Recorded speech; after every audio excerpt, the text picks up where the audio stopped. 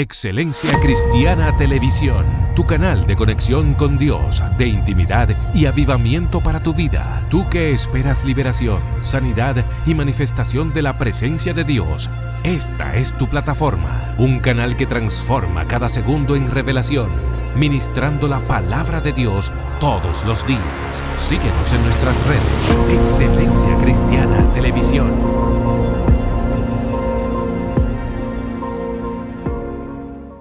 Dios te bendiga, Dios te guarde. Bienvenido a Excelencia Cristiana Televisión. Sé que Dios te va a bendecir en este día, nos va a bendecir a todos. En este día hay un tema muy importante, hay un personaje que muchos de nosotros hemos escuchado su nombre en prédicas, en exposiciones, aún en la misma lectura de la palabra, pero no tenemos quizá el conocimiento, no entendemos este personaje. Lo vemos, escuchamos sobre él y nos quedamos con una incógnita en la conciencia de saber de quién se trataba, por qué este personaje que se presenta de este modo, sin nosotros conocer una genealogía, sin ver el origen. Decimos, ¿quién es este hombre o quién es este ser? ¿Cuál sería la pregunta? ¿Un hombre, un espíritu, un ser, una manifestación, un angelomorfismo, no sé cómo llamarle, muchas formas en la que diríamos, ¿qué manifestación es esta? Pero el día de hoy no voy a exponer este tema, sino que hay un hombre de Dios al cual hasta yo el día de hoy sinceramente quiero escuchar, quiero aprender sobre este tema, porque es un tema que nos deja mucho de qué preguntar, mucho de qué investigar, y no siempre vemos la oportunidad de conocer más profundo sobre este tema, irnos un poco más de lo que dice la misma Biblia, sin salirnos del contexto bíblico ni del propósito espiritual por el cual este nombre aparece en la Biblia. Usted sabrá cuál es este personaje en unos segundos. Dios bendiga, Pastor Almanzar. Amén, amén, Joan, gracias. Damos gracias a Dios por permitirnos estar aquí en este precioso día, ¿verdad? Sí. Sea tarde, mañana o noche, dependiendo de donde usted se encuentre. Nos sentimos contentos en el día de hoy y vamos a hablar de este tema que yo sé que será de mucha bendición. Un tema muy interesante, hablar de Melquisedec y el sacerdocio del Dios Altísimo. Nosotros, Pastor, vamos a iniciar con esta pregunta así mismo. No sé si sería iniciar, ¿quién fue Melquisedec? Porque hay muchas personas que lo han escuchado, otros que no. Y esto es una historia que se da en una temporada bíblica donde Abraham está luchando contra unos reyes y luego tener la victoria, tiene un encuentro divino, digamos así, que quizás no se ve como algo divino desde la perspectiva lógica, pero tiene mucha relevancia lo que hace Abraham frente a este personaje. Pero vamos a iniciar con esta pregunta. ¿Quién fue Melquisedec? Mira, lo primero es que Melquisedec en la Biblia dice que es sacerdote de Salem.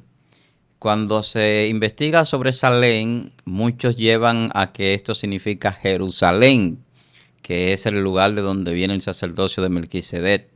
Y le dan dos lecturas a nivel de la etimología. Dicen que es sacerdote de justicia, de tierra de justicia o de tierra de paz. Okay. Salem, tierra de paz, tierra de justicia. Son dos lecturas que se le dan a nivel interpretativa, a nivel etimológica. Ahora, hay tres puntos importantes cuando se habla de Melquisedec. Recordemos que Melquisedec hace su aparición a Abraham cuando Abraham regresa de vencer y Abraham le presenta un botín como diezmo a Melquisedec. Y allí es que se hace la primera mención en Génesis sobre él. Y cuando se habla de él, se dicen tres cosas importantes. Ahí se habla de que es sacerdote del Dios Altísimo. Una. La otra es que Abraham le da los diezmos de todo. Dos. Y la tercera es la que dice ya en el libro de los Hebreos, cuando dice que no tenía principio ni fin de días. Cuando se habla del sacerdocio según el orden de Melquisedec. Entonces, cuando se habla de ese sacerdocio según el orden de Melquisedec, ese orden tiene una explicación. Entonces, cuando se quiere saber quién es Melquisedec, se entra en unas profundidades más allá de las escrituras. Porque cuando tú me dices que ese personaje no tiene ni principio, ni fin de días, no tiene padre ni madre, una genealogía como si fuera alguien al mismo nivel de Dios o de Jesucristo. Y por eso cuando se habla de Jesús, se dice que el sacerdocio de Jesús es según el orden de Melquisedec. ¿Y qué dice Jesús? Que él es sea, Él es el verbo de Dios, pero también Él es el alfa y el omega. Entonces, cuando mostramos a Melquisedec, estamos viendo una figura que trasciende más allá incluso de lo que nosotros podemos conceptualizar a nivel humano como sacerdocio. Porque el sacerdocio, cuando lo vemos en la Biblia, lo vemos como algo sagrado, consagrado, para trabajar en el templo, para realizar sacrificios, para presentarse delante de Dios. Pero cuando se habla de alguien que no tiene ese linaje sacerdotal, que es el caso que vemos más adelante, después de Abraham, que lo vemos con Moisés, y vemos cómo hay un sacerdocio que viene por un linaje establecido ya por Dios para el sacrificio, para trabajar en el tabernáculo. Entonces, el sacerdocio de Melquisedec es lo que lo identifica más que quién es Melquisedec. O sea, yo creo que Melquisedec, ya resumiendo, es más identificable por su oficio que por quién él es. Wow. Que ahí es donde muchas personas a veces no entienden, traspolándolo a nosotros hoy día a la iglesia, su ministerio, ni su asignación, ni su propósito de parte de Dios. Nosotros no somos de manera personal lo que mostramos por la descendencia de nuestros padres. Nosotros somos por lo que Dios estableció en la eternidad para su propósito eterno, en el ministerio y en el servicio que Dios ha establecido como asignación aquí en la tierra. Entonces, a Melquisedec se le reconoce como sacerdote, no como Melquisedec, el hijo de fulano, o el que trabaja tal cosa o vive en tal lugar, sino como Melquisedec, el que tiene un linaje divino, porque cuando se habla sin principio ni fin de día, se está hablando del linaje de Dios. Wow, pero vemos aquí que no hay una genealogía, no hay ningún registro. Y yo buscando aquí, me parece que Melquisedec, o sea, como una de las traducciones, mi rey de justicia, o rey de justicia. Entonces podemos ver, conectando bíblicamente, que este título solo aparece con Cristo, claro, como rey de justicia. Voy a hacer una pregunta. Príncipe de paz. Exacto. Que son las dos lecturas, justicia y paz, sobre Salem y sobre Melquisedec. Entonces, voy a hacer una pregunta abierta.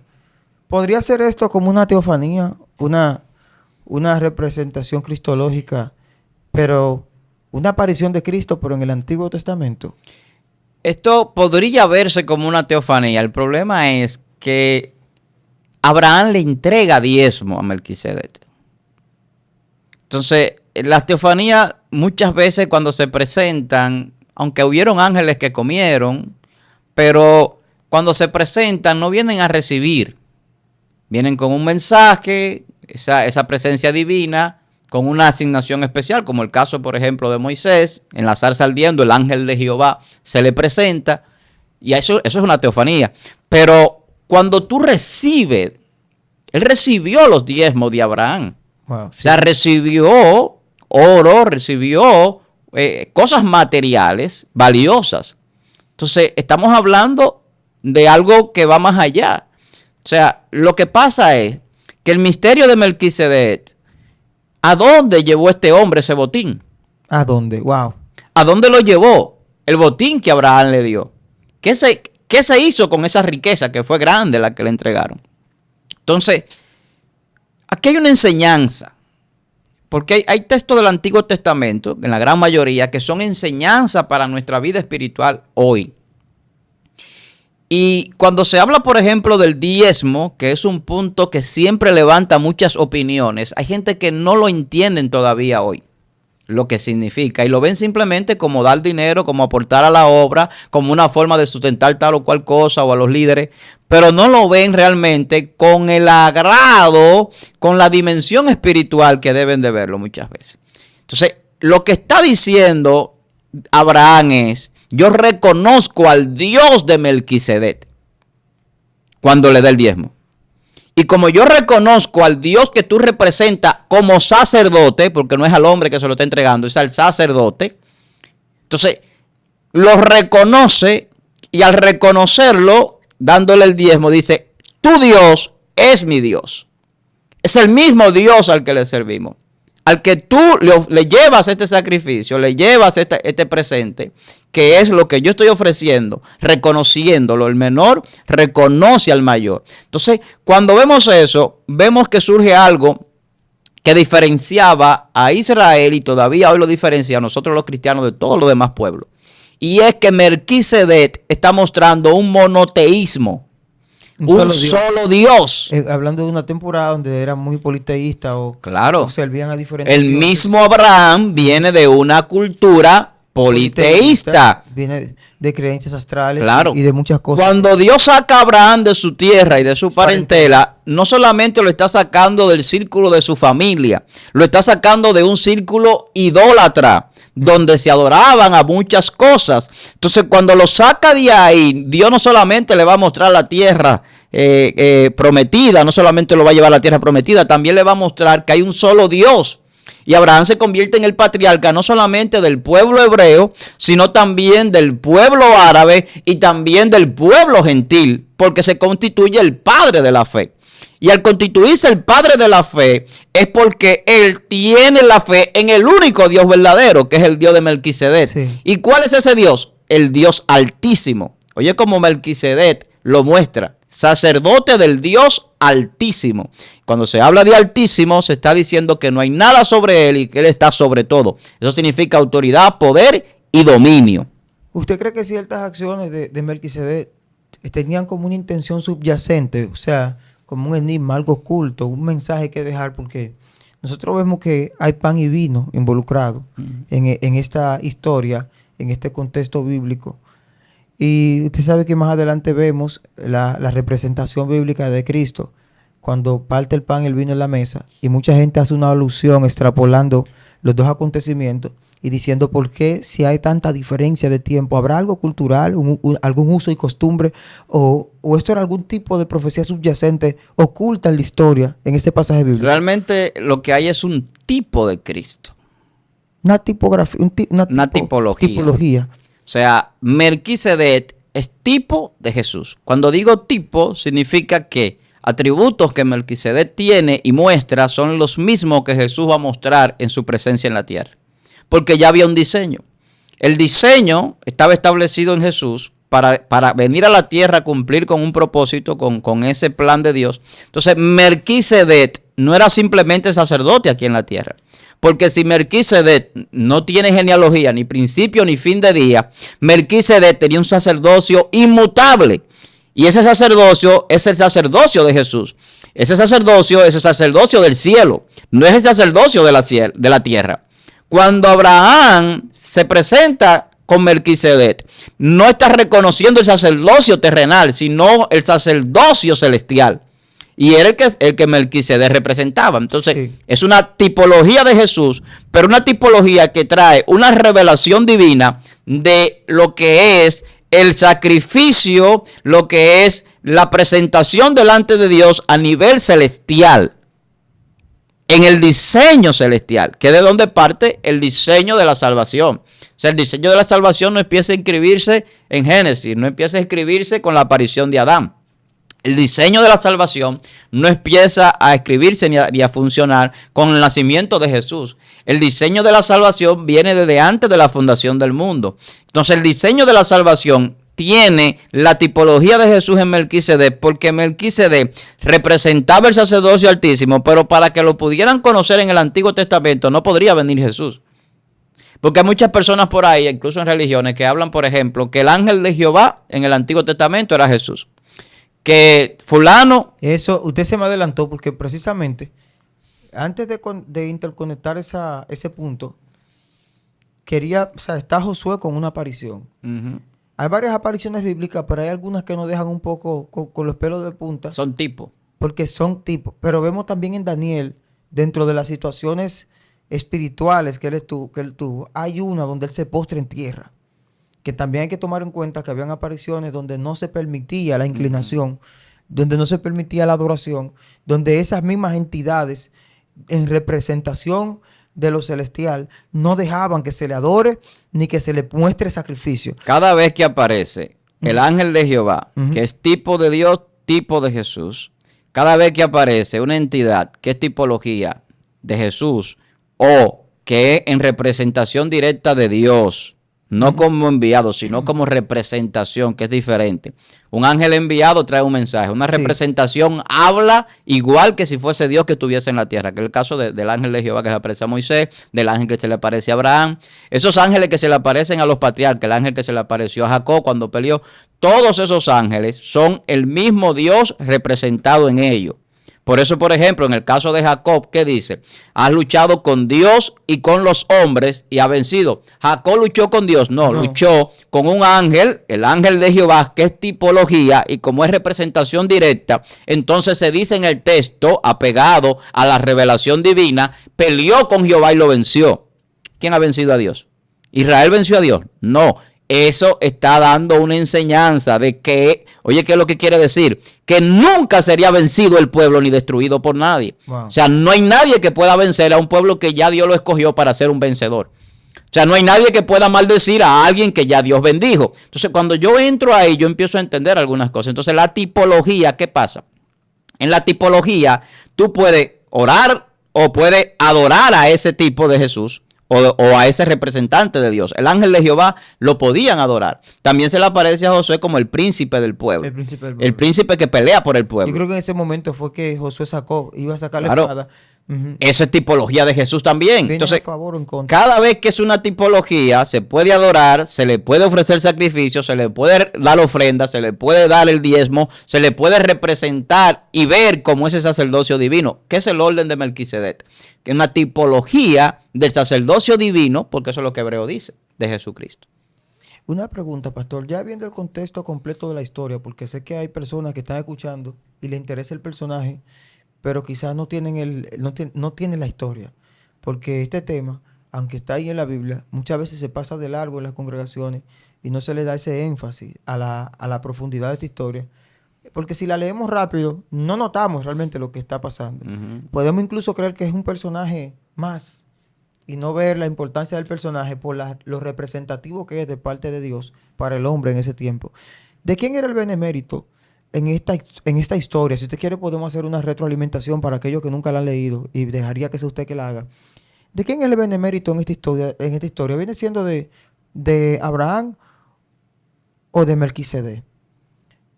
¿Quién es la figura en este momento especial de la historia? ¿Quién fue que hizo el aporte? Veamos las dos perspectivas de los dos personajes. Abraham en medio de una lucha obtiene una victoria. ¿Qué podemos observar y contemplar de este panorama bíblico, pastor? Que quizá no se puede ver a simple vista. Hagamos una retroalimentación. Háblenos de la historia. ¿Qué fue lo que pasó? Cuando Abraham tiene el encuentro con Melquisedec, Abraham está en representación de todo lo que sería su descendencia. ¿Pero de qué venía Abraham? Abraham venía de la guerra, sí. Venía de ganar una guerra y venía con el botín. ¿Eran 5 reyes, algo así? Sí, y él lo venció. Y en agradecimiento a haber vencido, él le trae el botín de guerra, que era esa riqueza que obtenía la persona cuando vencía al contrario. El oro, la plata, los animales, muchísimas cosas. Todo lo que fuera producido, que pudiera producir. Y Abraham lo entrega dando esa representación de cómo el pueblo de Dios tiene que presentarse delante del sacerdocio divino a ofrecer tributo. Entonces, Abraham se convierte en Abraham. La bendición, que la vemos en toda la Biblia con el cambio de nombre, es que no es un cambio de nombre, sino una dirección de verdadero propósito. Entonces, el verdadero propósito de Abraham era ser padre de multitudes. Por él no, porque él ni siquiera podía ya en su edad, y mucho menos su mujer que era estéril, porque ya Dios había establecido esa bendición. Entonces, a partir de la esterilidad de Abraham y su esposa, por la vejez y por el problema uterino quizás de su esposa, empieza Dios a operar en una manifestación sobrenatural. Y todo lo que viene pasando con Abraham viene con ese sello. Entonces, cuando entramos a Melquisedec, entramos al otro lado, que no es el lado terrenal, sino el lado divino. Entonces ahí viene la representación de Jesús. Y yo hablaba ahorita de que cuando se aparece el ángel de Jehová, incluso hay religiones que dicen que el ángel de Jehová es Jesús. Yo lo decía y quiero decir algo sobre eso. Que no entienden la dimensión de las escrituras. Como decía Jesús hablando con algunos fariseos en su tiempo, ustedes ignoráis las escrituras y el poder de Dios. Porque la gente ve las cosas de de las Sagradas Escrituras simplemente humanas o literarias y no la ve de manera celestial, ni de manera espiritual, ni de manera misteriosa. Entonces, para tú entender algunas cosas, tiene que ver también la revelación de ciencia de Dios. Entonces, Jesús siempre ha estado en todo, en todo. Sí. ¿Por qué? Cuando vamos a una exégesis profunda y a un estudio profundo de las Escrituras, si Jesús es la palabra y la palabra es Dios y ha estado con Dios todo el tiempo, si todo fue creado por la palabra y todo existe por Él y para Él, en todo lo que usted ve, en todas las cosas, siempre ha estado Jesús. Ahora, la presencia plena de Jesús como Hijo de Dios es cuando Él viene a la tierra encarnado en la mujer. Entonces, eso es lo que la gente no entiende. Todo lo demás es tipología. Manifestaciones gloriosas de Dios en tipología, en teofanía, que se muestran en el Antiguo Testamento para traer una enseñanza de la divinidad. Y Melquisedec no es la excepción. Entonces, el sacerdocio tiene un peso. ¿Por qué? Porque el sacerdocio es el que se presenta delante de Dios. Cuando lo vemos en el pueblo, en los sacrificios del pueblo, el sumo sacerdote era el que entraba una vez al año al lugar santísimo. Y no sin ofrenda, que es lo que dice el libro de Hebreos, que Jesús entró una sola vez y para siempre. ¿Por qué? Porque el sacerdocio de Jesús no es un sacerdocio humano. Eso nos da una enseñanza que la gente no la ve. Lo que Dios nos está enseñando en la palabra es que nuestra ciudadanía, Salem, esa tierra que no aparece, Melquisedec, ese sacerdote que no se sabe de dónde vino, ni a dónde va, ni quién lo procrea, pues simplemente es una persona, un personaje que no tiene ni principio ni fin. No tiene genealogía. Nos está enseñando hacia dónde es que nosotros nos dirigimos y de dónde es que viene nuestro diseño. Nuestro diseño es un diseño divino, no es un diseño humano. La representación humana es una muestra de que nosotros podamos tener la conciencia de ver y entender lo que es divino. Y hacia allá es que vamos. Entonces, toda esa representación de Abraham, de Melquisedec, de Salem, del sacerdocio, del diezmo, del Dios Altísimo, todo lo que viene mostrándonos esa historia y todo lo que sucedió con Abraham en sentido general, es mostrándonos a nosotros una enseñanza que va más allá, trascendente, que no simplemente se limita a nuestro tiempo, ni siquiera a las profecías. Las profecías se quedan cortas cuando se va a hablar de las cosas celestiales, porque la profecía muchas veces simplemente se queda en un plano terrenal de cumplimiento. Pero cuando nos vamos al diseño divino y nos vamos entonces a los misterios del reino y nos vamos a las revelaciones que Dios tiene de misterios en ciencia y en conocimiento, nos vamos a dar cuenta que nosotros estamos establecidos en una eternidad que no conocemos muchas veces. Wow, eso está muy... Melquisedec es un sacerdote de la eternidad. Wow. No es un sacerdote del tiempo presente. Jesús es un sacerdote por la eternidad, por los siglos de los siglos. Hay una pregunta muy llana, muy sencilla, y que no, quizá no se perciba. Bueno, el asunto es, pastor, que queremos entender por qué Abraham, para ayudar a los que todavía no se conectan con esta parte de la historia, le entrega los diezmos a Melquisedec. ¿Qué hizo Melquisedec que Abraham se despoja? Es que Abraham ya tenía una conexión. Abraham automáticamente tiene comunicación con Dios desde el principio de la historia que habla de Abraham. Ya Abraham tiene una conexión divina. Y cuando Abraham llega delante de Melquisedec, a él no tenían que decirle que Melquisedec era quién o tal. Ya él sabía quién era Melquisedec. Wow, Dios mío. O sea, fue algo revelado. Es que Dios tiene un trato con Abraham. Wow. Entonces, cuando Melquisedec se le presenta a Abraham, porque ¿dónde era el sacerdocio de Melquisedec? ¿Dónde estaba el templo de Melquisedec? No había templo. No había nada físico. No había tabernáculo. ¿Dónde surge el sacerdocio humano? En el tabernáculo. Por eso es un diseño que viene del cielo. Muy fuerte. El tabernáculo y el sacerdocio ya estaba establecido en el reino. Wow. Porque ya Melquisedec existía antes del sacerdocio humano. Dios mío. Por eso te digo que es tipología de Jesús. Es un sacerdocio inmutable. Porque el sacerdocio viene por la salvación. Este personaje, o sea, pastor, Melquisedec representa el que recibe el sacrificio por la salvación. ¿Qué pasa? Que Melquisedec recibe un diezmo humano. Pero el diezmo que recibe Dios es un diezmo vivo de nuestra vida. Sí. Nosotros no le diezmamos dinero a Dios, la gente cree que sí. La Biblia dice que nosotros tenemos que presentarnos como sacrificio vivo, agradable y perfecto delante de Dios. ¿Qué es un sacrificio vivo? Para que usted tenga una idea, un sacrificio es, por ejemplo, yo tengo mis hijos, usted tiene sus hijos y usted deja de comer, deja de comprarse algo de vestir, Sí. deja de hacer muchísimas cosas para que sus hijos estén bien y se sacrifica. Usted sacrifica tiempo, sacrifica dinero, salud, entrega su vida para que sus hijos estén bien. Es un sacrificio vivo.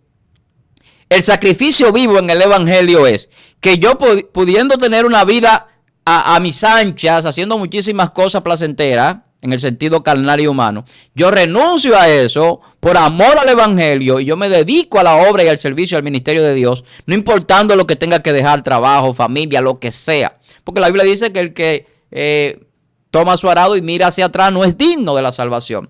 Que el que tiene a padre, madre, hijos, y no lo deja por el evangelio no es digno de la salvación. O sea, Dios está estableciendo un orden de prioridad y de importancia. Entonces, cuando hablamos de esto, estamos hablando de un sacerdocio que trasciende, al concepto humano. El sacerdocio según el orden de Melquisedec. Es un sacerdocio divino. Sí. O sea, es un servicio a Dios representado en él. Pero cuando se presenta alguien delante del sacerdote, está representando lo que es el pago por la salvación. Entonces, cuando yo me presento como sacrificio vivo, ese sacrificio, porque mira qué pasa con Jesús. Jesús se sacrificó, murió, resucitó y se ascendió al cielo. Nosotros nos sacrificamos, nacemos de nuevo y seguimos aquí. Por eso el sacrificio sigue siendo vivo. Porque estamos vivos aquí en la carne, pero para la obra. No para vivir nuestra vida a nuestro antojo. Entonces, es un sacrificio delante del sacerdocio, pero no para llevarlo al templo a ofrecerlo, sino para Dios. Porque el que ve el corazón y ve la intención es Dios. De ahí que Jesús cambia la regla del juego y Jesús dice, tú oíste que fue dicho, hablando de la tradición oral al pueblo judío. Mas yo digo, si tan solo tú lo piensas, la deseas en tu mente, ya tú eres culpable de juicio. Entonces, ¿qué es eso? Si para el hombre y el sacerdocio humano el pecado es que usted fornique con la mujer, que lo encuentren en fornicación, que se den cuenta que está fornicando, adulterando. Y él está diciendo, si lo codicias en tu mente, ya tú eres culpable. ¿Quién juzga la mente? ¿Quién es el que va a juzgar esa codicia de la mente? El sacerdocio según el orden de Melquisedec, que no tiene principio ni fin de día, que trasciende a lo terrenal. Wow. Entonces, cuando se presenta el diezmo, no es simplemente lo que se presenta, sino lo que significa. Es lo que significa. Porque el diezmo no es que usted dé un 10%, el diezmo es que usted le dé lo mejor a Dios. Porque el diezmo era sacar de lo mejor, de lo mejor, de lo mejor. Wow, Padre amado, ¿qué es esto? Ese era el diezmo. Que si usted tenía 100 naranjas, de esas 100 naranjas usted iba a sacar 10 naranjas que eran las mejores, y de las 10 mejores usted iba a sacar 3 que eran las mejores de las 3, de las 10. Usted iba a reducir, diezmar es reducir a la mínima expresión, pero sacar lo mejor en esa mínima expresión. Dios mío. Porque si a Dios se le fuera a dar, en cuanto a lo monetario se refiere, usted no tendría cómo ofrecer sacrificio, ni diezmo ni ofrenda. Si usted le fuera a dar a Dios en retribución a lo que Él se merece como Dios, usted no le diera un 10%, usted le diera el 100%, que es todo. Por eso yo decía que somos sacrificio vivo y que ese sacrificio también es el que representa el sacerdocio de Melquisedec. Porque cuando yo soy un sacrificio vivo, mi casa le pertenece a Jehová, mis hijos le pertenecen a Dios, mi empresa le pertenecen a Dios, mi vida, mis años, mi salud, mi fuerza. Por eso la Biblia dice que ama al Señor tu Dios con todo tu corazón, con toda tu mente, con toda tu alma, o sea, al 100%. Yo recuerdo que yo escribí un libro que es La oveja que no se dejó quitar su lana, y hay un capítulo que dice, Dios merece más que un 10. Wow. Hay gente que no entiende esto. Y estoy hablando según el orden de Melquisedec, la aparición de Abraham que le ofreció el diezmo, para que entendamos algunas cosas. Ese tema quizás es un tema que siempre trae discusión, pero lo que siempre ha sido es mal interpretado y poco enseñado. Poco enseñado porque cuando la gente no sabe mucho sobre algo es más fácil para manipular. Y mal interpretado porque cuando a alguien le beneficia o a alguien sus intereses se le ven afectados, entonces trata de manejar también esa parte de cómo lo enseña para que sus intereses siempre estén fluyendo. Entonces siempre donde entran intereses humanos se corrompen las cosas divinas, porque la gente empieza a enseñar lo que no es y a manipular lo que ya está establecido. Muy fuerte. A Abraham nadie le dijo que diezmara. Hello. Hmm. ¿Quién le dijo a Abraham que diezmara? ¿Dónde estaba escrito? No había Esa- ley mosaica. La ley mosaica es No, después. por eso digo que esa es una de las intríngulis que tiene esta historia, que no hay una enseñanza, un mandato, no hay una rutina. No había la ley establecida todavía. O sea, ¿de dónde le surge esto a Abraham? O sea, fue revelado todo. Por eso te decía, la conexión divina de Abraham es la que le permite ir delante de Melquisedec sin que nadie lo envíe. Es la que presenta un sacerdocio que no es terrenal, sino que de una tierra utópica a nivel humano, Ujú. porque Salem, la justicia y la paz en la tierra no se va a conseguir. Wow. ¿Dónde se consigue la justicia y la paz? Se consigue en el reino de la Jerusalén que desciende del cielo. Aquí hay un misterio. Dice, Jerusalén va a descender. Dios mío. ¿Y quién es el sacerdote de esa Jerusalén que va a descender? Jesús- Melquisedec. Melquisedec, exacto.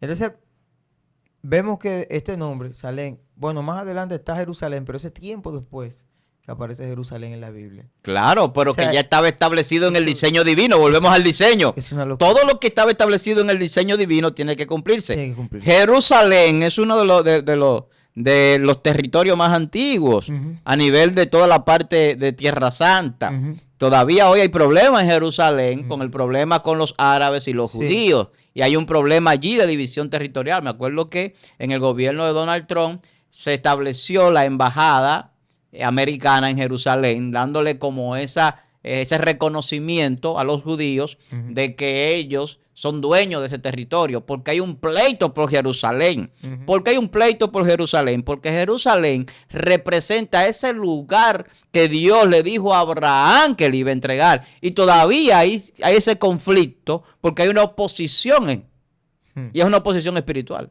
Ujú. Más que física. Hablando de este punto de vista, pastor, usted sabe que la gente todavía sigue preguntándose algo. No digamos directamente, cada quien tiene una creencia. No estoy afirmando ningún punto, sino haciendo un ejemplo especulativo para llegar a una opinión personal del pastor, a ver cómo usted opina de esto. Melquisedec, como una representación de Cristo, muchos lo ven así, como si Cristo hubiese viajado al pasado o al futuro, dependiendo, porque Él es eterno, no tiene... ¿Qué usted cree? ¿Usted cree que es posible, no tomando ejemplo a Melquisedec, sino viéndolo de un punto de vista abierto, que Jesús haya pasado? ¿Hay alguna imposibilidad o hubiese sido posible que Jesús haya pasado por el Antiguo Testamento en una manifestación de hombre? ¿O esto es algo que, por lo mismo que vemos en el Nuevo Testamento, la representación de un Cristo nacido por vía de una mujer, claro, por el Espíritu Santo, podemos creer por esto que el único momento en que pasa Cristo como hombre por la humanidad es en el momento del Nuevo Testamento?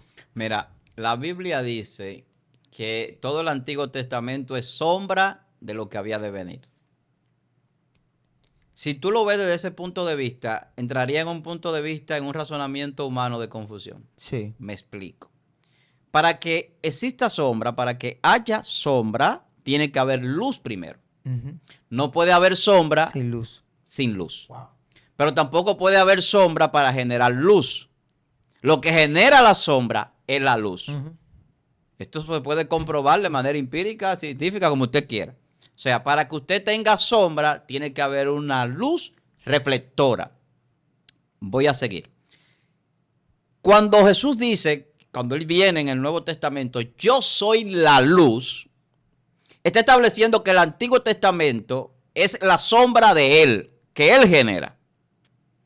¿Y qué significa esto? Que antes de que se diera la historia judía y del pueblo de Dios y todo lo que sucedió en el trayecto desde Génesis hasta Malaquías, es sombra de una luz que ya había sucedido, había reflejado antes. Entonces ahí es donde entra el dilema. Antes de la historia ya se había establecido Jesús. La Biblia dice que ya Jesús se había inmolado como el cordero que quitaba el pecado del mundo antes de venir a la tierra. Y el sacrificio se había hecho. Sí. Ahí entramos a lo que decíamos ahorita. El hombre juzga y condena por el acto consumado.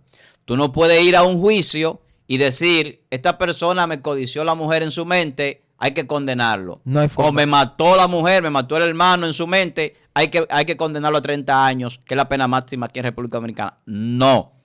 Tú tienes que llevarlo con prueba. Si hay homicidio, tiene que haber un cuerpo, si hay asesinato. Pero ¿qué sucede? Cuando Jesús dice, oíste que fue dicho, mas yo te digo, está trascendiendo eso. Y está diciendo, hay una existencia divina más allá del tiempo, del espacio y de la materia.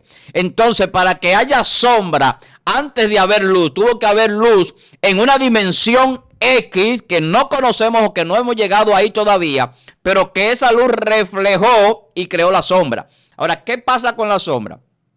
Toda la sombra es hablando y especificando lo que es lo que va a suceder en el Nuevo Testamento de Jesús.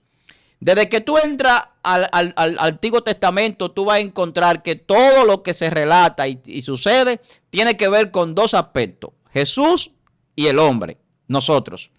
El hombre caído y el hombre restaurado. Jesús divino representado en cada uno de las manifestaciones sacerdotales, proféticas y de las manifestaciones de reino. Por eso Jesús es sacerdote, profeta y rey. Lo que dominaba el Antiguo Testamento era la profecía, los profetas, el sacerdocio y los reyes. Son las tres esferas divinas del Antiguo Testamento. ¿Cuáles son las esferas divinas del Nuevo Testamento? Son diferentes, porque el ministerio que predominaba y donde el Espíritu Santo descendía era en sacerdote, profeta y rey. Cuando venimos al Nuevo Testamento, entonces, ¿qué entra? Ya el profeta estaba. Entra pastor, entra maestro, entra evangelista y entra apóstol. Y encontramos 4 esferas. Si tenemos 3 en el Antiguo Testamento y 4 en el Nuevo, son 7. Wow. Perfección divina. Eso está establecido en la Biblia, usted lo puede buscar. Mío. Cuando hablamos de esa perfección divina, entonces entramos a un tiempo y a una dimensión que no podemos establecer. Si hay sombra aquí y aquí hay luz, ¿cuándo se generó la luz? No se va a establecer porque no se establece en tiempo. Para que el Antiguo Testamento fuera, tenía que haber luz primero, porque el hombre no iba a entender la luz sin haber visto la sombra.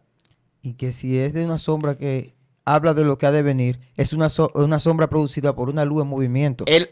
El hombre no puede ver la luz, tiene que ver la sombra. La sombra, exacto. Entonces, por eso es que el Antiguo Testamento es enseñanza, no es práctica. Dios mío. Voy a explicar esto. Hay gente por ahí enseñando a guardar el sábado, a diezmar, a hablar en hebreo, a hacer la fiesta judía. Y todo lo que tiene que ver con las leyes del Antiguo Testamento queda obsoleto delante de la gracia del Nuevo Testamento. Porque la sombra no te lleva a Dios, es la luz. Wow. Dios no habita en sombra, Dios habita en luz inaccesible, dice la Biblia. Entonces, cuando tú entras al Antiguo Testamento y tú quieres hacerle llevar una carga a la gente, es lo que le decía Jesús a los fariseos. Quieren que ustedes lleven una carga que ni ellos mismos la pueden llevar. No la podían llevar ni ellos. Entonces hagan como ellos dicen, pero no como ellos hacen. ¿Por qué? Si eran la gente que llevaba la religión y Jesús practicó la religión judía y Jesús le decía, hagan como los religiosos dicen, pero no como ellos hacen. Entonces, cuando a ti te quieren obligar a llevar leyes que no te salvan, porque si la salvación fuera por la ley, entonces en vano sería el sacrificio de Cristo. Eso está claro en la Biblia. Entonces, la salvación es diferente. Entonces, cuando tú entras a esa dimensión del tiempo, para tú entender de dónde viene Melquisedec y cómo el Antiguo Testamento es sombra y cómo lo divino se representa en la tierra, tú tienes que entrar a una dimensión donde no estamos estableciendo tiempo, sino acontecimientos. Wow. Muy fuerte. Los acontecimientos del Nuevo Testamento te dicen qué tiempo nosotros estamos viviendo. ¿Dónde estamos viviendo ahora nosotros? En la séptima. Ahí estamos, en la séptima. De la sexta a la séptima, en ese periodo, entrando al final. Dios mío. Los postreros tiempos. ¿Y cómo se representan esos postreros tiempos? Porque ya todo se ha cumplido. ¿Qué falta por cumplirse? Hay 2 aspectos bíblicos necesarios por cumplirse. ¿Cuáles son, pastor? Para la manifestación de ese sacerdote según el orden de Melquisedec, pero ya no como sacerdote. Recordemos, si el Antiguo Testamento era profeta, sacerdote y rey, ¿cómo participó Jesús en todo el Antiguo Testamento? Escuche esto para que no siga pensando en el ángel de Jehová como profeta. todo el espíritu de la profecía. ¿Por qué usted cree que el ministerio profético operó en el Antiguo y en el Nuevo Testamento? Porque el ministerio profético se activa a través del Espíritu Santo. Jesús estaba en el Espíritu porque él es el mismo Jesús y el mismo Dios.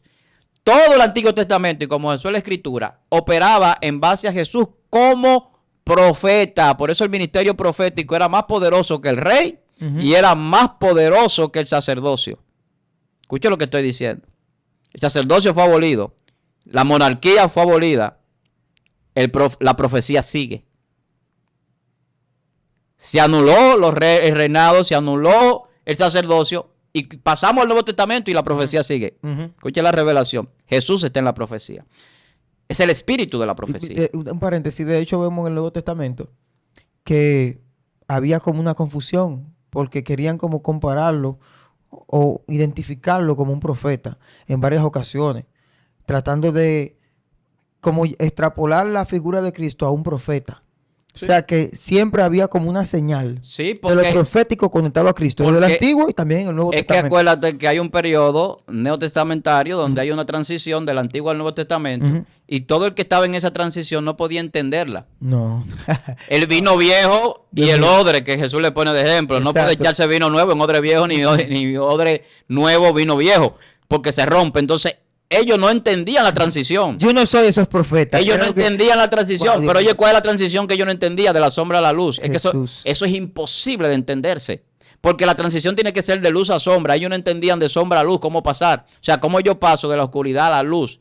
¿Quiénes lo entendemos? Los que hemos aceptado a Cristo. Claro. Estábamos oscuros. Exacto. Estábamos en tinieblas. Exacto. Eso es lo que dice la Biblia. Esa es la explicación. Fuerte, entonces, el espíritu de la profecía que viene en Jesús en todo el Antiguo Testamento, que es el mismo Jesús, ya cuando entramos al Nuevo Testamento ya no se manifiesta como profecía. ¿Por qué? Porque se está cumpliendo. Sino como cumplimiento. Exacto. Si tú vienes en una profecía, entonces aquí lo que viene el cumplimiento. Hablamos de una figura. El profeta, Jesús en el Antiguo Testamento. Sígame, por favor, allá. Cuando venimos al Nuevo Testamento, entonces Jesús se manifiesta como sacerdote según el orden de Melquisedec, que no tiene principio, o sea, no es un sacerdote que viene del Antiguo Testamento, ni es el sacerdote que se va a establecer ahora. Y el sacerdocio que vemos en religiones, eso no está vigente. Hay un sacerdocio pastoral que es diferente, que no es lo mismo, porque no hay sacrificio que entregar y todos podemos serlo. Entonces, cuando Jesús viene como sacerdote, Jesús hace todo lo que había que hacer en el orden del plan y del diseño. Jesús es el sacrificio, el cordero. Sí. Jesús es el sacerdote, el que lo entrega. Jesús es el templo, el tabernáculo, donde se entrega, es el altar, es todo. Entonces, todo eso se cumple en Jesús en el Nuevo Testamento porque nadie lo podía cumplir. Llevamos 2 manifestaciones dentro de esa cronología o línea del tiempo de la eternidad. Cuando entramos al tercero, no se ha cumplido. Por eso decía que estamos en el sexto para el séptimo. ¿Cuál es esa tercera? Si en el Antiguo Testamento las 3 manifestaciones eran profeta, sacerdote y rey. Jesús no vino como sacerdote ni como rey en el Antiguo Testamento, sino como profeta en el espíritu de la profecía, en todo lo que se profetizó. En el Nuevo Testamento como sacerdote según el orden de Melquisedec van 2. Y la tercera manifestación, que es la de los hijos de Dios, cuando Él regrese, que es la venida que se está esperando, la segunda venida de Jesús. Esa venida, que no es la segunda, sino la tercera, porque Jesús siempre ha estado en la historia. En esta tercera venida de Jesús, Jesús viene como rey. Dice que no será cordero, sino que viene con un ejército, como rey, como comandante. 3 es número de plenitud. Se completó todo. 7 en el periodo humano de manifestación, donde Dios nos muestra su perfección, y 3 en el periodo divino. Sacerdote, profeta, sacerdote y rey. Entonces Jesús reúne todas las condiciones en el Antiguo y el Nuevo Testamento para que la manifestación divina sea completa. Entonces cuando entramos nosotros en el juego, nosotros tenemos que ser como Jesús. Wow. Tenemos que ser como Cristo. Entonces ahí la luz sí la podemos ver y se refleja en nosotros. Por eso dice Jesús, nosotros somos luz. Somos hijos de la luz. Los que eran hijos de la tiniebla y los que eran hijos de la oscuridad son los que están en la línea del enemigo y de la desobediencia. Toda la lucha del Antiguo Testamento fue con la desobediencia, con la idolatría, con la rebeldía. Wow.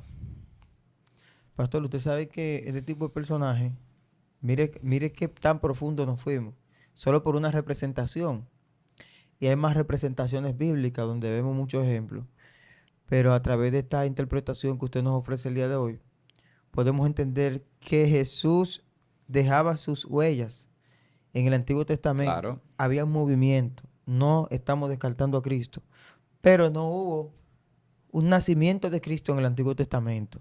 Esto para que no haya confusión con esa parte. Jesús nace en el Nuevo Testamento, su aparición física, tanta importancia le da la misma Biblia, la misma historia, que dice que María engendra del Espíritu. Oye, Mira algo o aquí. sea, no hubo 3 nacimientos de Jesús. Quiero No nació un Jesús oculto en el Antiguo Testamento en una aldea. aclarar algo ahí porque Exacto. es algo que la gente lo podría malinterpretar. Exacto.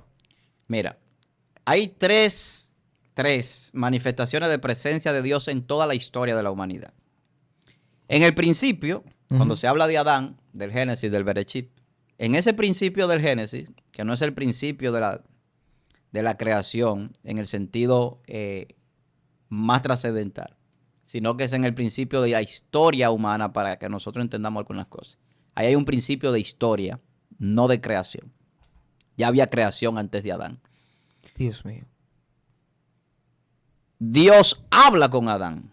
Ahí no había teofanía. Escuchen lo que estoy diciendo. La Biblia dice que Dios hablaba con el hombre, descendía y hablaba y había una comunión con el hombre que había creado. Eso es lo que dice la Biblia. ¿Cuándo se rompe esa comunión? Cuando entra el pecado. Ujú. Luego que Dios deja de hablar, ¿quién habla con el hombre? El Espíritu Santo. Pero no estaba habitando. Escuchen bien. El Espíritu Santo descendía en profetas, en sacerdotes y en reyes. Solamente, en más nadie, en el Antiguo Testamento. Pero ahí mismo en el huerto se da una situación en el pecado de Adán.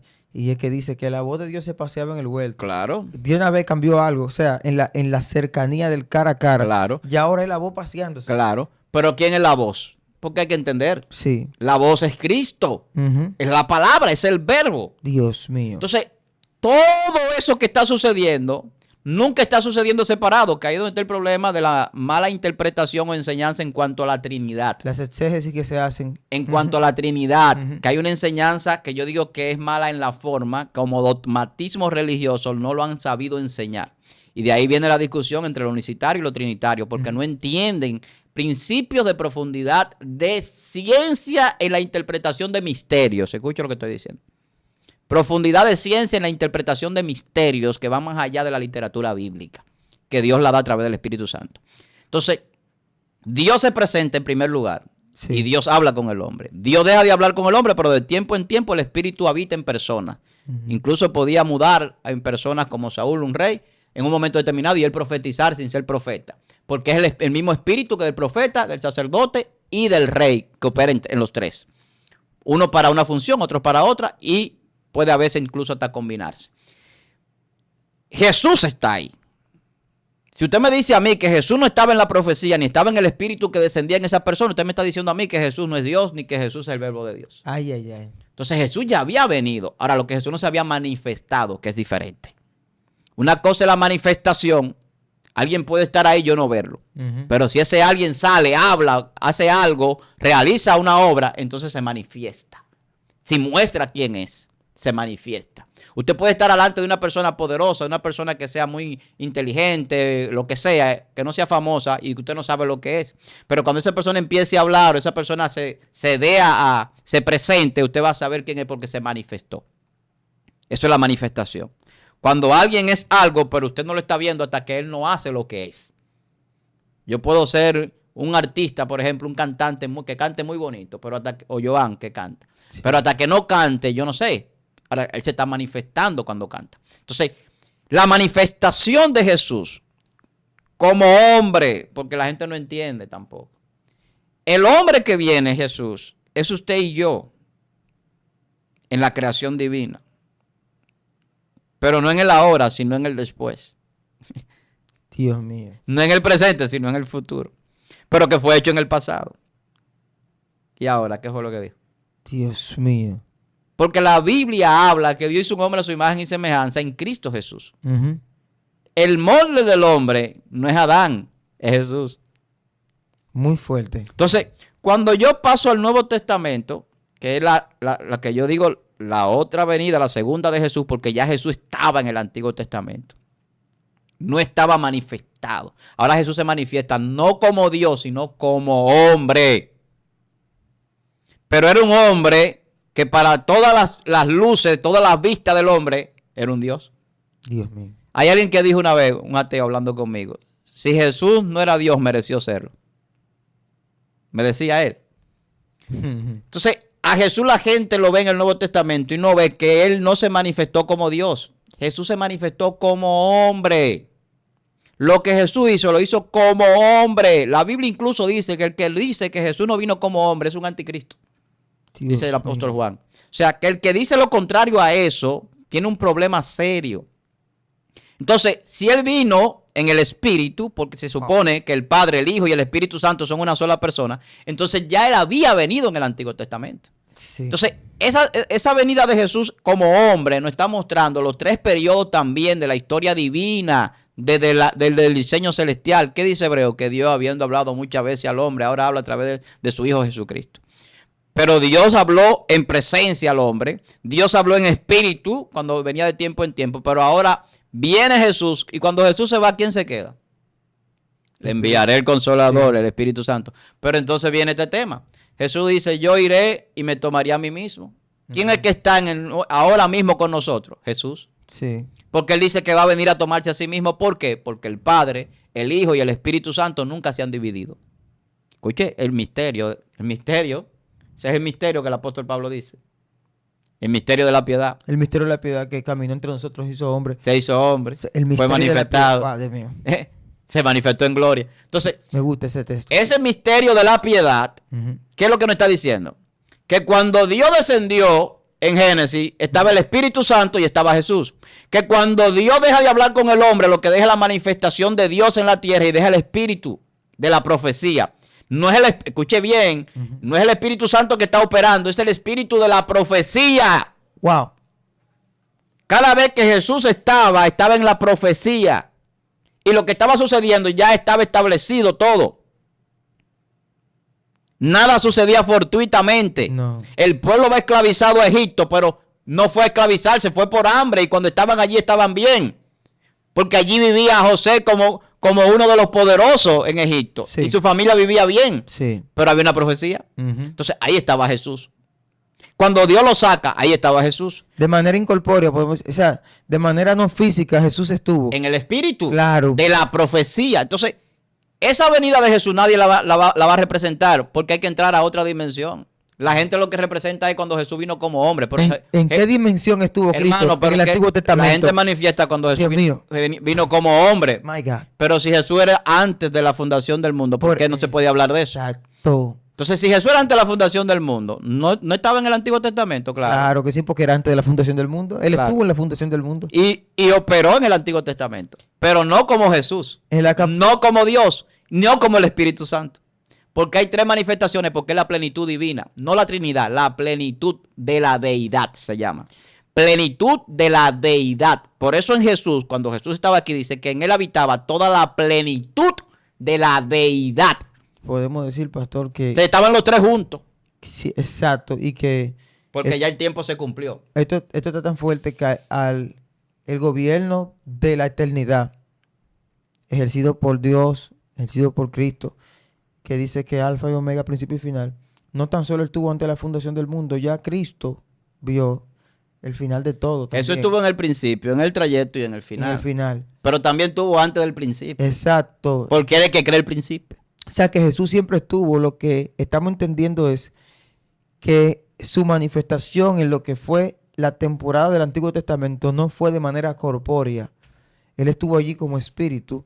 Y no tan solo como espíritu porque pululó en el lugar en manifestaciones evidentes, sino porque en las mismas palabras con las que se crea el mundo, Él es espíritu. Claro. Y vemos en el Nuevo Testamento, antes de entrar a cualquier nueva etapa, que dice que en el principio era el verbo. Juan El 1:1. my God, o sea que todo está definido en que Jesús ha estado en todo en diversas esencias, pero en el Nuevo Testamento es que decide aparecer como La carne manifestación humana. de Cristo. Wow. ¿Y qué pasa con la manifestación humana, My Joan? God. Que cuando Dios se manifiesta como hombre, le está diciendo al hombre, mira, para que tú me entiendas ya, porque como tú no entiendes de ninguna forma, yo te he hablado de mil, sí, porque hay que hablarle claro a la gente, yo te he hablado de mil maneras y tú no entiendes, y tú todavía estás bailando, de que no, que Cristo no hubiera venido en el Antiguo Testamento. Mire, varón, ya Cristo estaba aquí. Ahora, no estaba como Dios lo manifiesta en el Nuevo. Entonces, Sí. lo que Dios le está diciendo al hombre, mira, cabezón, escucha. Ese eres tú. Ujú, Así fue que yo te diseñé. ujú. ¡Wow! Esto es poderoso porque hay gente que entra en una línea de decir, ¿usted está diciendo que somos Dios? Bueno, yo lo que digo es que somos hijos de Dios. Lo mismo que decía Jesús. Ujú. De ahí para allá usted saque sus conclusiones. Yo no tengo problema con eso. Saque usted sus conclusiones. Jesús le dijo, si llamó Dios a aquello a quienes vino la palabra, ustedes decir que yo blasfemo porque dije hijo de Dios soy. Wow. Entonces, Jesús nunca dijo que era Dios. Jesús le decía a ellos, yo soy hijo, el hijo de Dios. Wow. Del que hablaba la profecía, ese soy yo. Dios mío. Yo soy la profecía hecha hombre. Entonces, Wow, Dios mío. ese hombre que no se terminó en Adán, que yo no me voy a cansar de decir eso, Adán no era el hombre terminado. De ser así, Jesús no tenía que venir y nosotros estuviéramos aquí. Ujú. Así que bórrese ese Adán de la mente de que Adán era el hombre perfecto. Adán era un hombre prototipo del hombre original. El que nosotros vemos en nosotros lleno de pecado, de falencia, de errores, de desobediencia. Eso en pocas palabras, el Señor dijo cuando dice Adán, esos son ustedes. Jesús, que no estoy hablando ahora de Dios, sino de Jesús el hombre, es el hombre terminado en perfección, Sin fallas, sin pecados. sin pecado. Ese es el hombre que Dios hizo en la eternidad y que nos muestra a nosotros en el Génesis, en la historia humana, desde el Génesis hasta el Apocalipsis, cómo lo hizo, para qué lo hizo, por qué lo hizo, qué iba a suceder en su creación y cómo queda el hombre al final.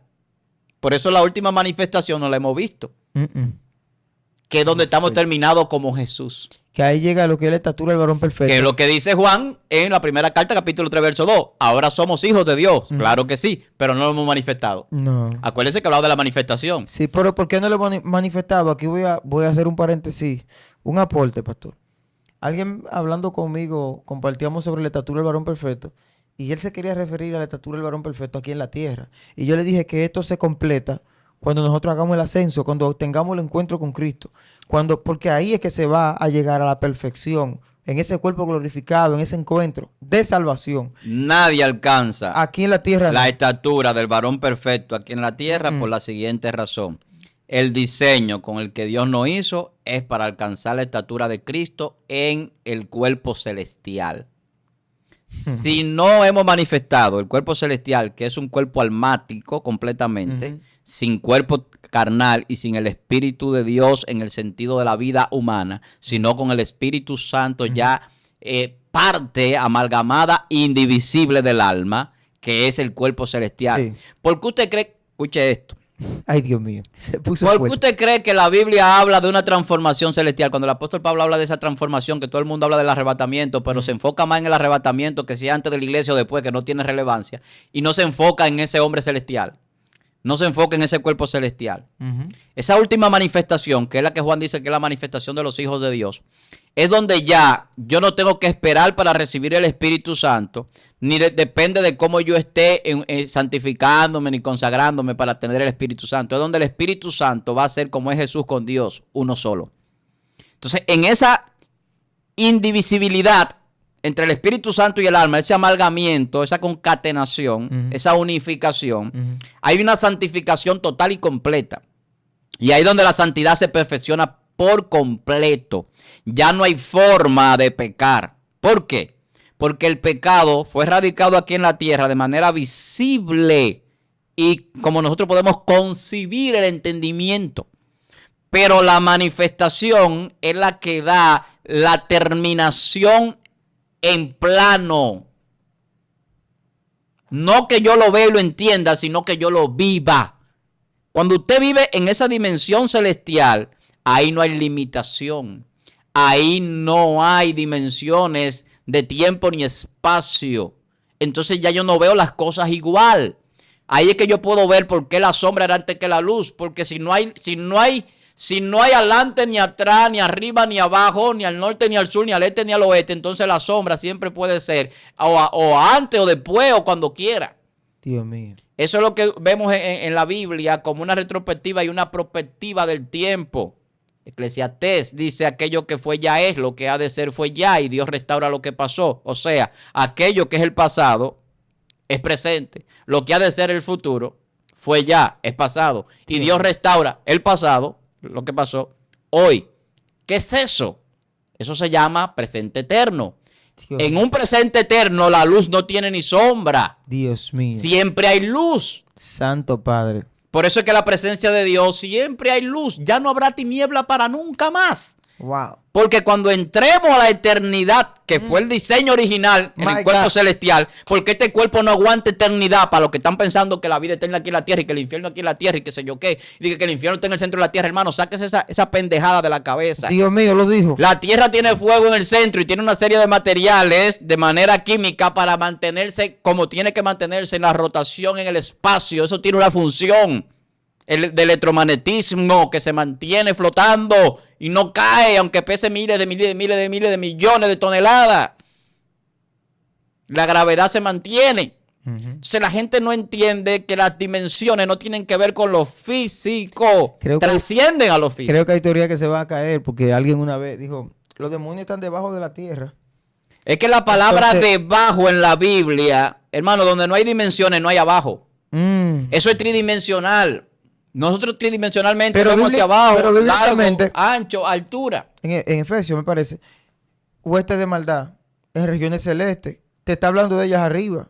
Más fácil te voy a creer la teoría de que los satélites están siendo afectados por los demonios. De que cuando tú vas a ver algo del diablo, el internet está bueno y cuando tú hagas una prédica hay batalla. Y cuando rota la Tierra y el satélite rota con la Tierra y está, ¿dónde está el satélite? Entonces, ese es el punto, que si nos vamos al punto de la En rotación, una esfera redonda, ¿cómo tú puedes medir cuando esa esfera está da la rotando? vuelta. O sea, está dando, hágase la idea, ponga una esfera redonda en el aire y déle vuelta. ¿Y cómo usted puede saber al mismo tiempo cuál es arriba o abajo, cuál es el este, el sur o el norte? Eso no puede ser. es una dimensión. Entonces, entrar a la dimensión y entender lo que es el sacerdote del Dios Altísimo, que era Melquisedec.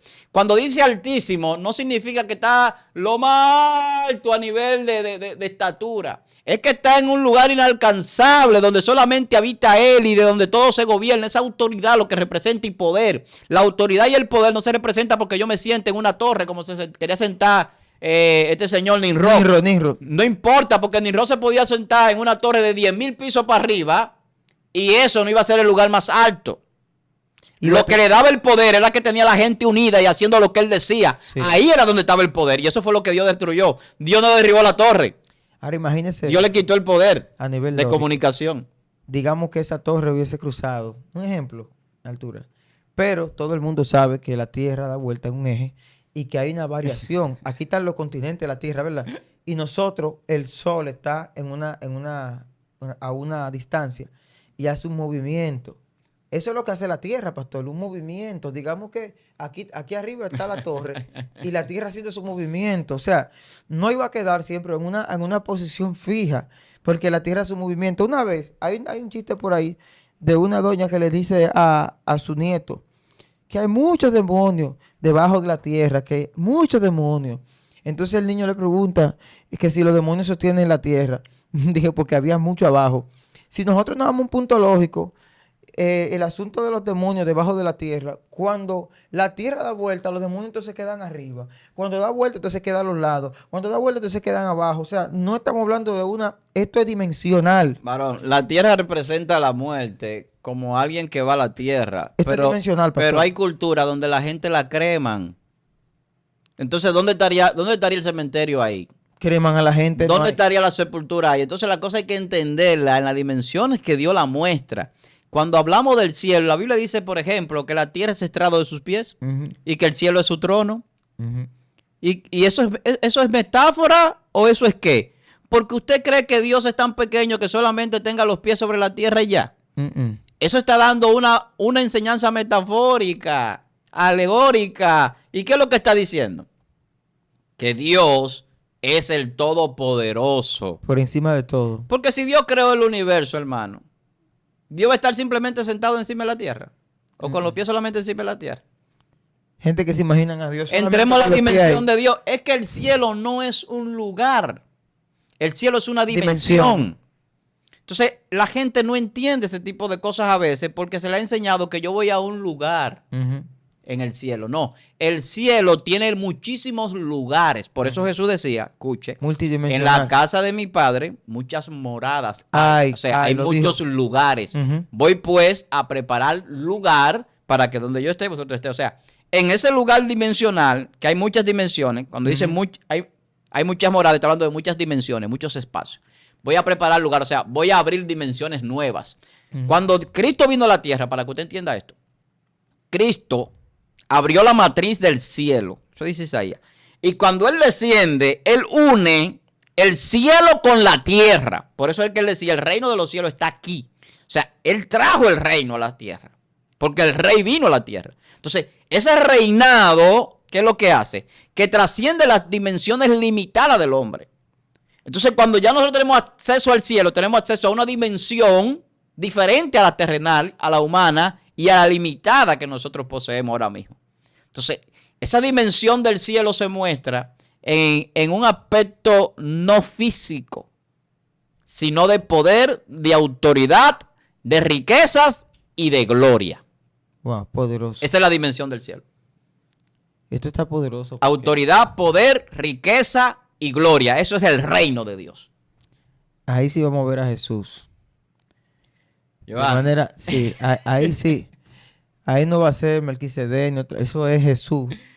En directo y en vivo. empezamos por Melquisedec y entramos ahí a unos misterios y ciencias que... Sí, pero fue necesario porque Bueno. ese es el misterio de Melquisedec. O sea, la revelación de si Melquisedec era un nacimiento de Cristo. Ahí toca Pastor, el punto sin principio ni fin de día, Lo Jesús. que pasa es que yo estoy... Las dimensiones eternas. de la manera que lo quisimos tratar es porque se da la idea en el pensamiento de muchos hombres que leen la palabra de un nacimiento de Cristo en el Antiguo Testamento por la aparición de Melquisedec.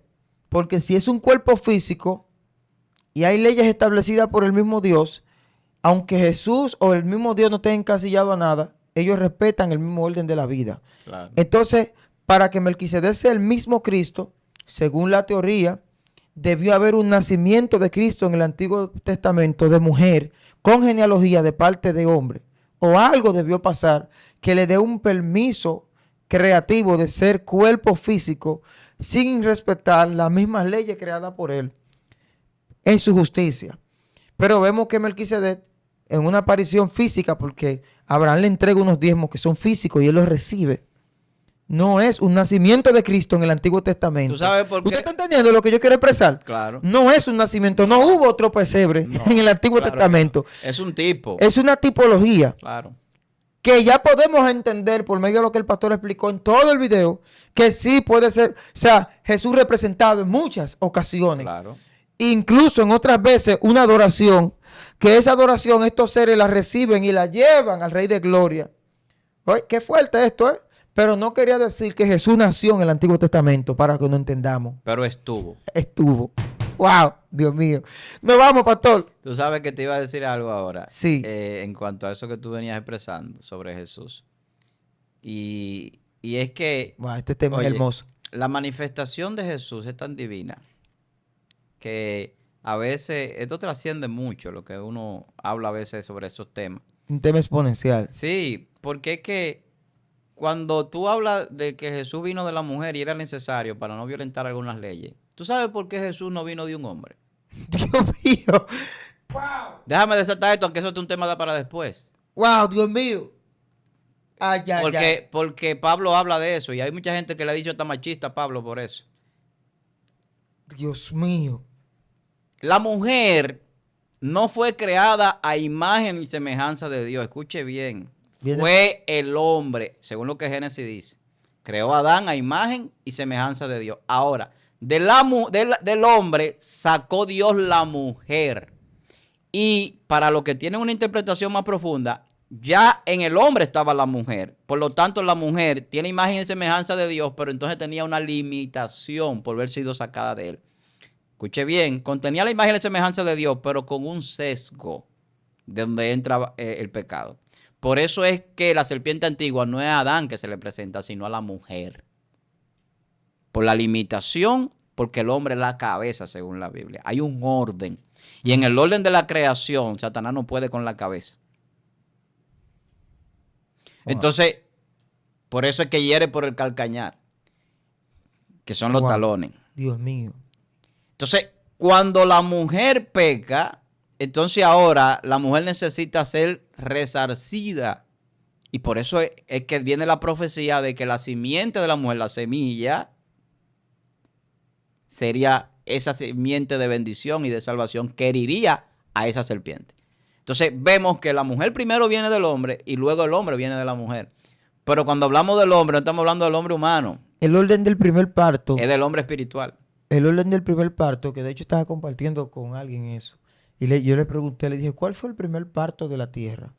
Y esta persona, que Dios bendiga mucho, esa persona va a ver este video, me va a reservar su nombre.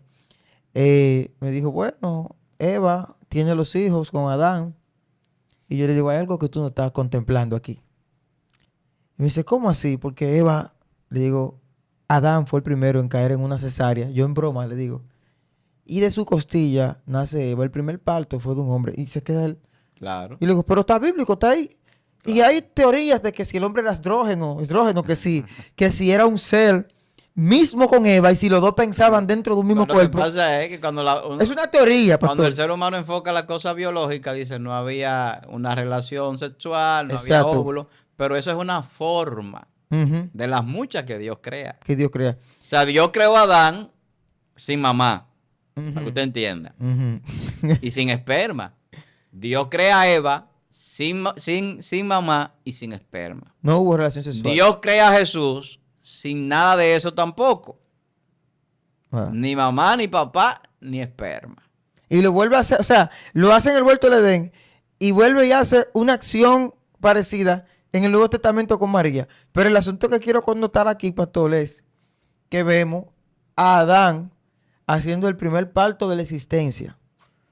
Y aquí como cirujano, para decirlo de una forma más digerible, haciendo el parto el Señor, claro. Sacando a Eva de la costilla. Y luego pasa lo que usted acaba de relatar y ya vemos que ahora quien para a los hombres es la mujer. O sea que el primer parto en el huerto, si usted no lo sabía o lo vio y no lo había pensado así, fue Adán quien trae de su costilla a la ahí mujer. Entra el tema del machismo, del feminismo, porque la gente ignora el orden. Dios no crea machista ni feminista, no. Dios crea orden. Un orden, exacto. Entonces, cuando las mujeres hoy en día y las ideologías que han surgido, no, que tú eres un machista porque tú eres que el hombre. No, no es machismo. La Biblia no enseña machismo, la Biblia enseña orden. Y cuando no hay orden, sabemos lo que hay: anarquía y desorden. Muy fuerte, muy fuerte eso. Bueno, esto está poderoso. De verdad que fue expuesto de manera magistral, con mucha altura, con mucha revelación. La presencia de Dios está aquí y no nos podemos quejar. Usted puede ahora agarrar, ver a Melquisedec de la manera correcta. Y otras apariciones bíblicas ya no serán un motivo de confusión, ya que otras religiones, por algún choque teológico, han creado adoración a estas apariciones que se dan en el Antiguo Testamento, de manera que así como tenemos los santos aquí en República Dominicana, en otras naciones, tienen adoración a apariciones bíblicas, extrapolando, bueno, mejor dicho, confundiendo la adoración a Dios, adorando a San Gabriel, adorando al ángel Miguel, adorando muchas cosas que realmente no era el objetivo de Dios, aunque eran su representación en ese momento. Ya vemos a Cristo, que es la esencia de todo y quien debemos adorar, y la Biblia lo deja bien claro en muchos textos bíblicos, en todo lo que se da, en su muerte, crucifixión, resurrección. Él es el todo. No debemos adorar ángeles ni nada de eso. Ellos mismos, incluso en sus apariciones en el Antiguo Testamento, frenaban a que no lo adoren, a que cuidado. Y yo sé que a través de esta exposición bíblica, que no sé, esto es más que un estudio, esto es algo que como un estudio, una cosa profunda, va a quedar claro de que al único que debemos adorar es Jesucristo, y entender que ciertas apariciones en el Antiguo Testamento son una representación para que veamos a Cristo en todas las formas posibles, como Él lo puede hacer y lo hacía y lo puede seguir haciendo. No dudamos de que de algún modo, bueno, me gusta que Pablo dice algo porque alguien me preguntó, ya se cerró la Biblia, digamos, un ejemplo. Creemos que el libro de los Hechos sigue abierto, pero ya se cerró todos los Antiguo Testamento, Nuevo Testamento. Podemos ver a Cristo ahora, aunque Él esté en el trono. Y yo le dije, bueno, Pablo utiliza un término que es muy sencillo y no parece quizá glorificado con poder y gloria de ángel. Él dice, más no vivo yo, sino que vive Cristo en mí. Ahora nosotros somos una representación de Cristo, así como lo era Melquisedec, cada uno de ellos. Pero en esta forma, con nuestro testimonio, representamos a Cristo. Dios le bendiga mucho. Pastor, ¿cómo lo pueden seguir en las redes sociales? Damos gracias a Dios por lo que hemos podido hacer hoy aquí. De verdad, esperamos que ustedes sean bendecidos. Sí, amén. Y yo sé que van a surgir comentarios, que eso siempre es interesante. Natural, ver sí. los comentarios. Usted puede seguirnos y interactuar con nosotros también en Instagram como Víctor Armani y en las demás redes sociales como Pastor Víctor Almanzar, tanto en Facebook como en YouTube. Pastor Víctor Almanzar. Y recuerde que ahí está, Pablo dijo, más no vivo yo, sino que vivo Cristo en mí. Si nosotros buscamos la presencia de Dios, el Espíritu Santo nos guiará y seremos para los hombres, ojalá esto no sea difícil de digerir para mucha gente, una representación de Cristo. Es bíblico, lea la Biblia y usted lo va a poder digerir. Nos puede seguir aquí en Excelencia Cristiana, a mí me puede seguir en Facebook como Joan Madé, con J, mi madre dice que es Joan, dice la literatura que es Joan, pero como las madres son las que gobiernan, Joan Madé en Facebook. Y aquí en Excelencia Cristiana, que es casi tu familia. Pero, como siempre decimos, suscríbete al más importante, que es Jesucristo. Acéptalo, búscalo. Y luego te suscribes a Excelencia Cristiana, que es tu casa y tu familia. Dios te bendiga y Dios te guarde. Gracias por compartir este video, por darle me gusta y por suscribirte a Excelencia Cristiana. Dios te guarde. Excelencia Cristiana Televisión, tu canal de conexión con Dios, de intimidad y avivamiento para tu vida. Tú que esperas liberación, sanidad y manifestación de la presencia de Dios. Esta es tu plataforma, un canal que transforma cada segundo en revelación, ministrando la palabra de Dios todos los días. Síguenos en nuestras redes. Excelencia Cristiana Televisión.